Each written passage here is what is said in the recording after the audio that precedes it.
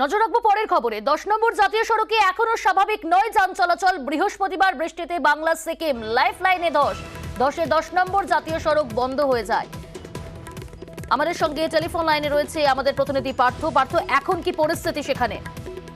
দেখো, গত কয়েকদিন ধরে বৃষ্টির জেরে কিন্তু কাজটা কিন্তু ব্যাহত হয় এবং আজ সকাল থেকে আকাশ পরিষ্কার রয়েছে, বিশেষ করে এই পাহাড়ি এলাকায়, এবং সেই জন্যই কিন্তু সকাল থেকে আজ পূর্তযাত্রীরা কমে যাচ্ছে। ধস সংস্কারের কাজ শুরু হচ্ছে, কারণ আমরা জানি যে বাংলা সিকিম যে লাইফ টাইম 10 নম্বর জাতীয় সড়কে লিপু ভিড়ে গত পরশু কিন্তু বড় বড় পাথর পাহাড়ে উঁচু জায়গা থেকে পড়েছে এবং তার জেরে কিন্তু রাস্তার একটা অংশ কিন্তু ধসে যায় এবং স্বাভাবিকভাবেই কালিম্পং জেলা পুলিশ প্রশাসন ঘুরপথে গাড়ি চলাচলের নির্দেশ দেয়।